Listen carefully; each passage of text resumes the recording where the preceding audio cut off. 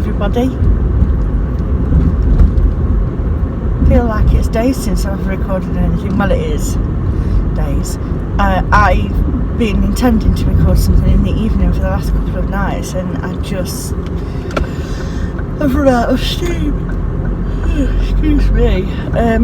I think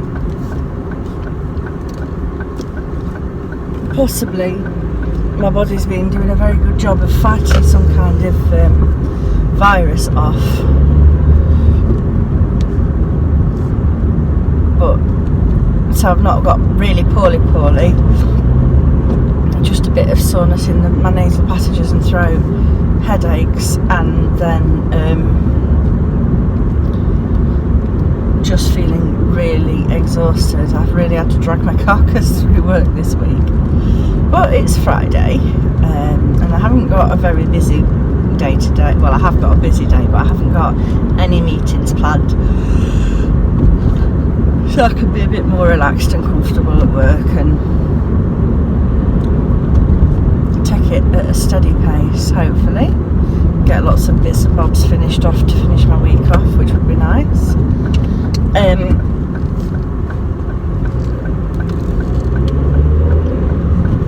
And then hopefully later on, or tomorrow if not tonight, I'd like to show you one or two other things that I've been working on, things that I've finished this week. Finished a hat that I've been knitting for Ivy, and I'd like to show you a new project that I've just started. So yeah, if you follow me on Instagram, you'll know that why are you bloody flashing your lights at me, silly person, excuse my language.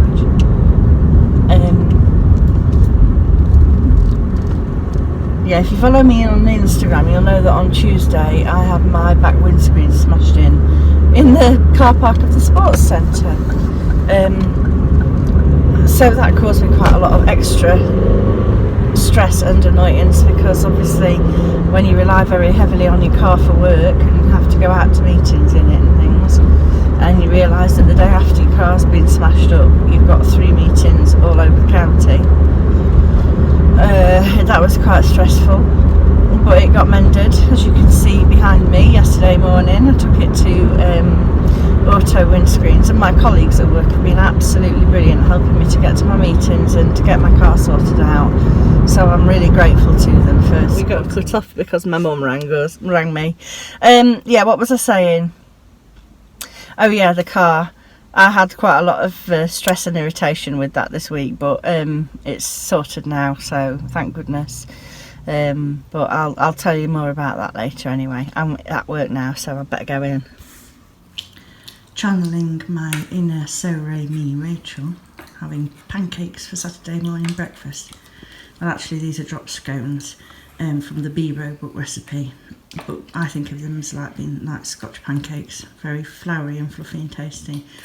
We made these with gluten-free flour, and we've got banana, raisins and golden syrup on.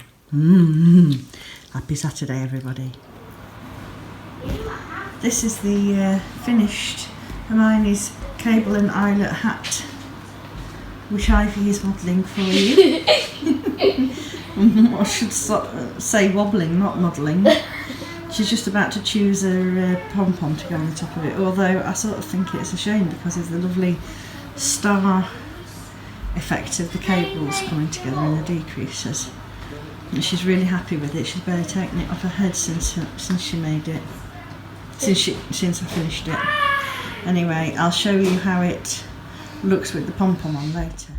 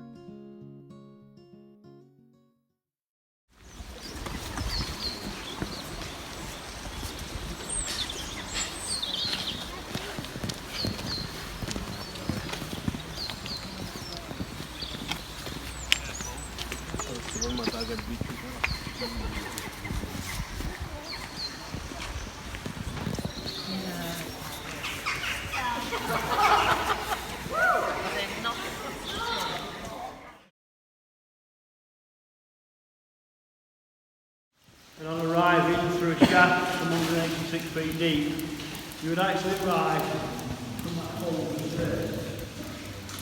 So this is where you can make the try which strength.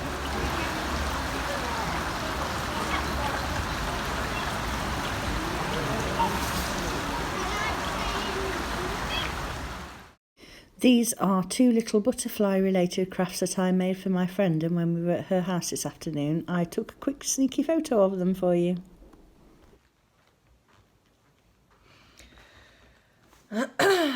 Good evening, lovely friends. I was going to sit and talk to the camera with my face, and then I was reading to Ivy at bedtime. We're having Little Women at the moment. And quite often in the evening when I'm reading to the kids, I don't know whether it's poor light or just that my eyes are tired or what, but my eyes tend to run a lot. And my mascara ran and I look like a panda, a tired panda and slightly annoyed panda. So I decided I would just have a little chit chat to you like this, and I just wanted to have a quick crafty catch up and round off this week's vlog with a little catch up and a chit chat. So this is a project that I'm currently working on. It's a project that needs to be done quite quickly because it's for somebody lovely who we feel needs a bit of a yarny hug and support at the moment. So I'm actually working on this with a friend of mine who's making a quilt. And the yarn I dyed, you can see this in the very poor light, in colours that are very similar to the quilt. So this is a close-up of the block. Now I meant to check online first and tell you the name of this block, but I forgot to, so I'll tell you in the next in the next vlog. But it is a free Ravelry block pattern, and then I've just adapted it to put this border on. So this is the contrast, sort of multi-tonal warm brown with lots of yellows and reds and oranges underlying there as well. So I'm doing a 9-patch cushion cover. So I'm halfway through patch 5 and I only started this a couple of days ago, so I'm really quite pleased with my progress. I haven't darned any ends in yet, but I like to leave that until the end because I've got joining ends and bits that want covering up and things like that. And this is on the 100% merino, twisty merino base. It's quite a high twist yarn and it's very squishy. And I'm working on a 4mm flea bulbs hook, and I'm enjoying that immensely. I really like this block. I might actually do something for myself in this in the future. I can see a blanket. Now then, just before this chit chat, you'll have seen our outing today, which was to Peak Cavern in Castleton, and the first part of the tour was actually showing us the process of rope making, because there was a little colony of rope makers who actually lived in the mouth of the cave, and there were houses built there and a tavern, and children starting from the age of 4 were working 14-hour days making rope for the miners to use. And they were showing us the tools that we use, and I actually got to be the demonstrator's assistant and turn the can't remember what he called it, the rope, I can't remember what he said, but the thing that twists up, the crank that twists up all the yarns together to make the rope. And he said that the children would earn 1 penny per day for the work that they did, for 14 hours of work and 12 hours on Sundays. And at the end he said, would you like me to pay you 1 penny, or would you like to keep the rope? So can you imagine what I said? Here's my rope that I made today. I'm really pleased with it. It's made of hemp and it has this special knot at the end, which I can't remember what he called it. It was somebody called, it was a name like Mattison or something, but that wasn't it. But I'll see if I can research it and tell you, but it stops because we put twist into it in one direction, then I turned it, so very much like spinning and then plying. And he said I was a very good rope making apprentice. I think personally, looking at the way this hanker's gone, I put a little bit too much twist into it, if anything. It's all going on its way. But this can't go outside because it's made of natural plant fibre. And it smells really linen-y as well. Did I say this was hemp? Hemp fibre. Not hemp fibre, it's not, it's flax. Flax fibre. They used to use hemp fibre originally. So yeah, I really enjoyed this process. And it can't be used outside because it would need to be waxed, and even then the wax would wear off and it would rot. So yeah, I'm really thrilled with that. I just need to decide what I'm going to do with it. It's such an attractive thing in itself. I sort of fancy hanging it on the wall somewhere. Looks a bit nautical, but it wouldn't get very far at sea. That wouldn't. To drop to bits in the first 5 minutes, I should imagine. Anyway, the last thing to show you is progress on the socks for my dad. And today I finished the first one. So I haven't got a blocker, so you'll just have to look at it like this. These true forethought heels, they always look a bit funny when they're off the foot, but I find they fit very well on the foot. So that was the first one. Kitchen had the heel up this afternoon.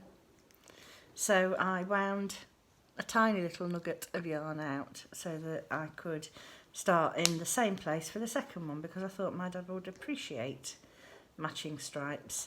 So that's my little squiddly bit of the top of this sock. So I shall hasten to crack on with that this week, because quite frankly, I've done a lot of selfless knitting and crochet recently, and I really, really want to cast on a pair of socks for myself with that lovely yarn from Kitty Scrapper. Aren't I a selfish beast? I'm not learning any lessons from Little Women, am I? I'm actually really pleased with how that's come out. It looks so pretty with the matching heel and toe. So thank you again, Cherie, from Ollie and Bella, for sending that from my daddy. I'm sure he will really appreciate it. And I will tell him that, because that really pleases him when people do little kindnesses for each other. So that's it for this week, folks. I'm going to be recording some stuff tomorrow, and you can expect to see a video with an exciting announcement about a special club that I'm going to be starting in the next day or two, because it needs to start early this month. So yeah, watch this space, folks, and until then I'll say night night, and I'll see you next week. Thanks for watching, folks.